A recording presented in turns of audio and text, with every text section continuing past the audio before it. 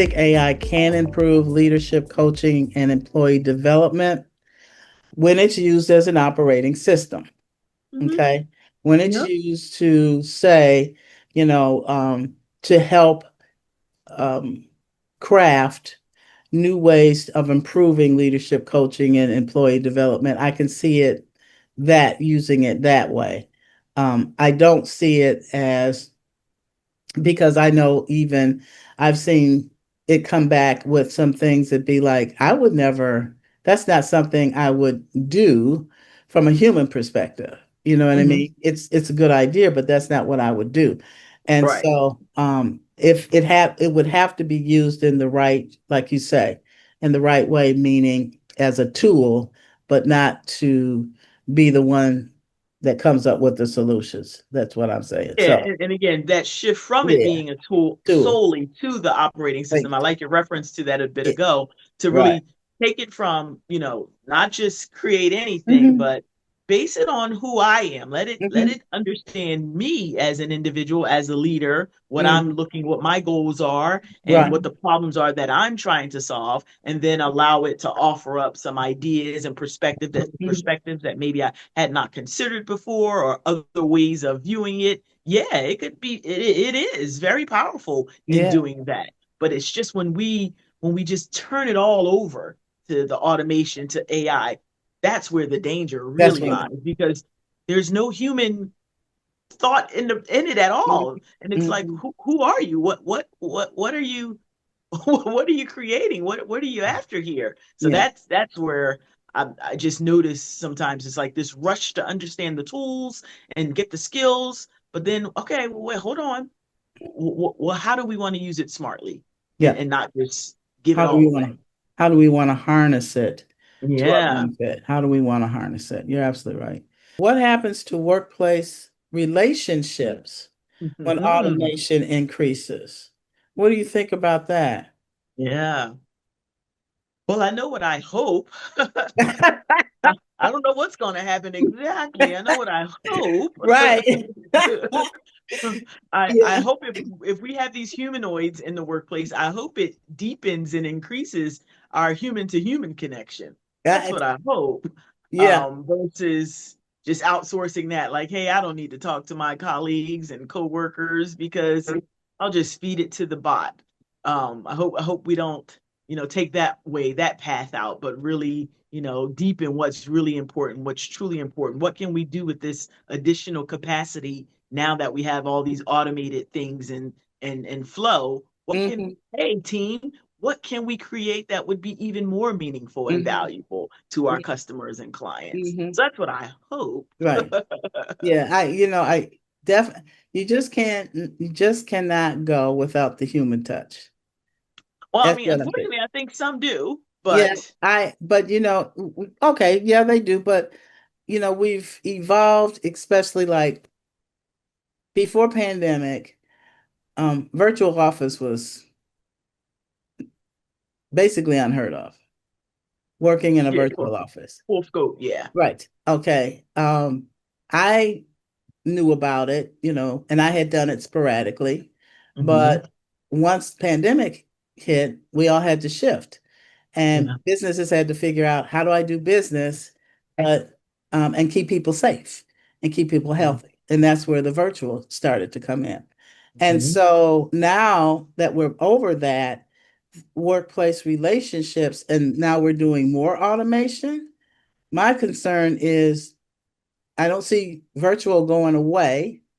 I'm going to say it may be a hybrid kind of thing, but still, when we do workplace relationships, when we don't see each other physically, and we can use automation. So I create a bot of me. You're right, and my bot attends the meeting because it can read my mind, or it knows me well enough Hmm. to be in a meeting and answer, and it could even look like me. You Hmm. know, you know what I mean? And so Is that's that you, Marilyn? yeah, yeah. And so that's like pulling us further away instead of pulling us closer together in work relationships. That's in workplace relationships. I just would not.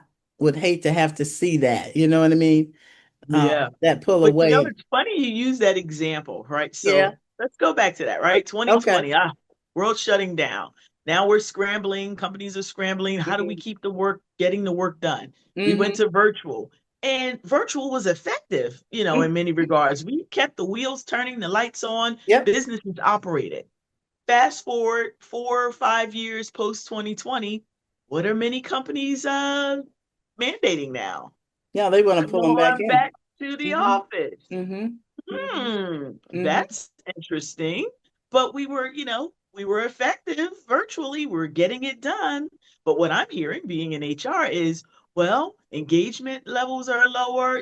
We want to make sure people are really committed to the organization. Mm-hmm. There's still that return back to what you said, not replacing what human community, that human touch can do. And, again, in tech, back to the office. Some places are back to 5 day a week, and Mm-hmm. that's even pre-pandemic, right? Mm-hmm. We weren't mandatory 5 days a week since what, the late 1990s. Okay. If Right. you will. Okay. Yep. We were able to be flexible before 2020, but now we've really pulled it back to 5 days in the office in some regards, Mm-hmm. 4 days Mm-hmm. or 3 days. Yet we were very effective in terms of businesses running and making money during the pandemic. But that return to that human connection and engagement, here we are. Here It's we are. back. So that's Right. a really good example to see how it swung in one direction, but here we are coming back Right. to that human connection. Yeah. Yeah. So I hope automation, um, I'm not going to say it has its limits, but people put limits on it so that Right. it doesn't override We are in that control. workplace. Yeah. Yeah, it And has. I just don't want us to forget that and Mm-hmm. just kind of, the person who AI may not take your job, right? You've probably heard this. AI may not take your job, but the person who knows how to use it and use it intentionally, they may. But I think there's a deeper one. AI may not take your power, but over time, you might slowly give that power away. And Mm-hmm. that the real concern Mm-hmm. because we do still have a choice. We Right. do get to decide what's in and what's out and not just hand it all over. So Mm-hmm. Mm-hmm. reclaiming and keeping our personal power in this space is critical. It's key today and moving forward. That's true. I totally agree with that. Um, I totally agree with that. And that kind of goes into talking about trust and credibility Mm, and authentic leadership. So um, it is here to stay. And leaders are learning right along um, with their with everyone else, with their staff and everything else. So when we think about leaders, how can they trust? How can they build trust with employees that are skeptical or fear that AI will be disruptive to hmm them, or disruptive to their jobs? Because, oh God, we got AI. I heard some things about uh, entry level jobs may not be as prominent or needed as much anymore. And hmm it's like, so here I am, a leader. I'm learning along with everyone else, but I still got my staff. I still have to keep the trust of my employees when it comes to, so what do we think that they could do to keep that trust with their employees, although AI is Yeah. coming in and they see it being a disruption? What do you Yeah, think? I like to think of it as AI is the great equalizer because we're all starting from the same place, whether you're CEO on down throughout the organization. Like we're When it's it comes to equalizing AI, things. yeah. Yeah, it really is Uh, equalizing things when it comes to AI. hmm. So, how do leaders build trust? Well, we got to be transparent because they're learning just like we are. And it's a fact. Yes, some jobs will be replaced. I mean, we Hmm. can't ignore that, right? There's just some Hmm. things that can Hmm. be automated. But Right. what on the other side of that is okay, just like in times past when other industrial revolutions took Hmm. place, when it happened, new opportunities came above, right? Right. When Hmm. we went from, the horse and buggy and the dirt roads Then there was pavement. So now there's cement jobs and, Mhm. new industries are emerging and rising. So Mhm. that will take place. We don't know exactly everything yet, but when the leader can just be transparent with, hey, we don't have all the answers, but here's where we're going to start. Right. And this is what we're going to do. And as a leader, I'm going to keep you informed as much as I can as we move forward. Mhm. And at the end of the day, I always say, the greatest inoculation against just becoming obsolete is your own development, continuing to grow and develop. Learn what's out there, learn about the Right. technology. So when organizations provide opportunities for their employees to learn about AI Mhm. and other things that's coming forward in our environment and in our marketplace, Mhm. that helps us all grow and learn and keep pace Right. with the changing world that we have. Mhm. Not, I know some of us are overwhelmed and afraid, but there's something about that forward motion that has to keep going in order to shield us from just disappearing. Mhm. Yeah, we Mhm. that's just one of my that I'm just strong on. You got to continuously learn and develop, Mhm. and when leaders allow us to do that and provide resources for us to do so, Mhm. then teams hopefully can feel trusted and know that even though we don't know exactly where this is going to land, we're directionally correct. And I know my organization is supporting me to continue to grow in my career as best as I can. And of course, the organization can do so, but then there's that piece of self leadership. So there are some things that our organizations may not provide for us, but Mhm. as a leader, a self leadership, Mhm. we're going to be taking the time and, hey, 5 minutes a day to learn about AI. We're going to have to do those things on our own too, because we can't outsource all of that to our employer. No. There's a matter of us having that personal leadership too. Mhm. True. True. So that being said, Lakita, what skills do you think will define successful leaders over the next 10 years when it comes to AI? What Mm, skills do you think will yeah. define a successful leader? We talked on a couple of them. Definitely empathy, right? Okay, yeah. As they continue forward as Mhm. leaders, curiosity, around Right. learning and growing and, not just having the knowledge, but being open to unlearning some things Mm-hmm. so that we can do things differently as we move forward and what this era calls for. Mm-hmm. Um, Reclaiming and keeping our agency as leaders, right?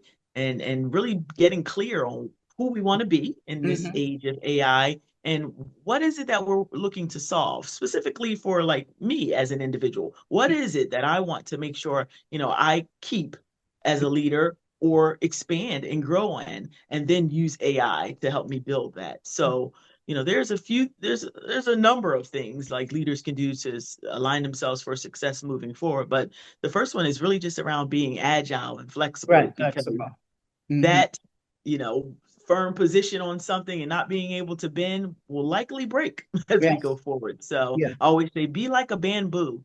When Right. the winds come, the bamboo can bend Can and not right. necessarily break. And Right. that's where, we're learning and we're growing and we're fluid as we move forward and just being empathetic, recognizing. So I may be here with my understanding and level of comfort, but Mm-hmm. those in the organizations might not be there just yet. So how do I help bring others along, meet them where they are as we continue to grow and go into this future, which is now Mm-hmm. today. Yeah. And Lakita, I know you're still in corporate, right? Hmm. Okay. So and maybe you've seen this, and I just want to ask this question because maybe you've seen it.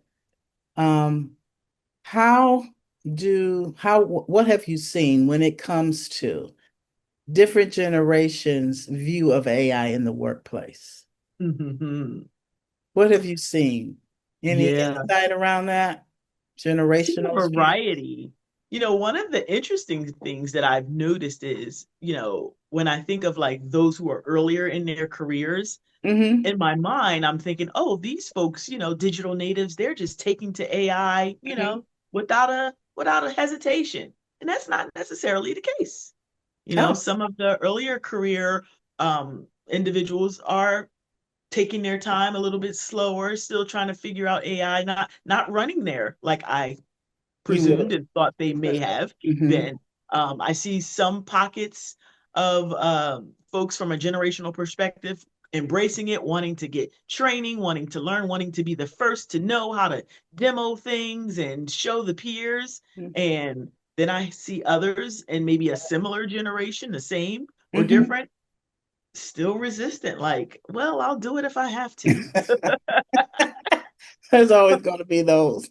Yeah, but what I'm Just, getting at just is slow, just slow to my change. That's all. my Yeah. biased thought on who I thought would Mm-hmm. gravitate to it Mm-hmm. is different than what I'm actually seeing.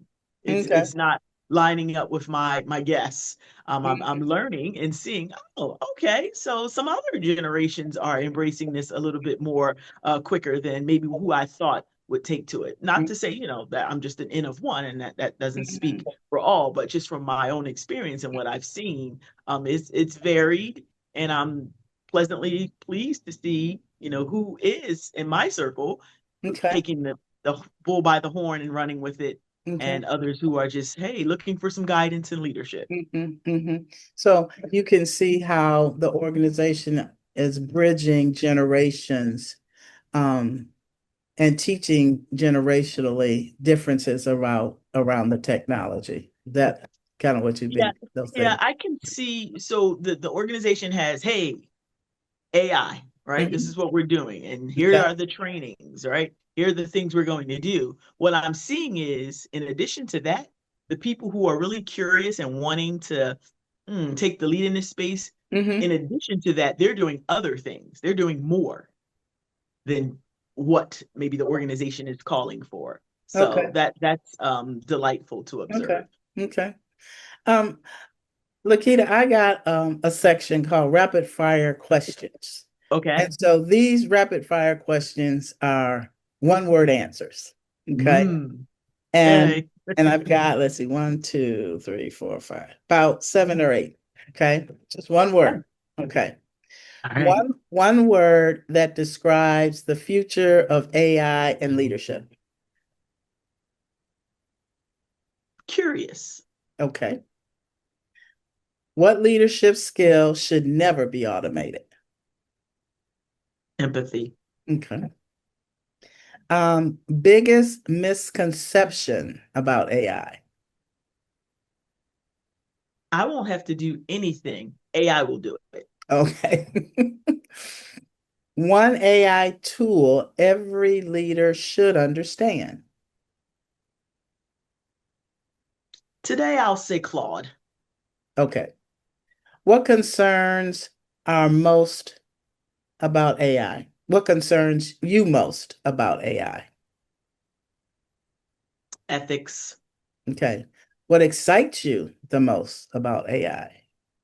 Possibilities. Okay. Human intelligence or artificial intelligence? Which will matter more in leadership? Human or HI. artificial? HI. Okay. Human intelligence. Okay. The last one, what advice would you give leaders feeling overwhelmed by AI? Come on and join me in the new AI Leadership Circle 2026 experience Okay. beginning July 10th, Uh-huh. 2026. It's virtual. And Okay. yeah, it's 12 noon Eastern Daylight Time. And yeah, it's going to be a small circle so that we can really go deep, get Hmm. rid of the tech shame, and really focus in on who we all want to be in this space Yeah. of AI Yeah. and leadership.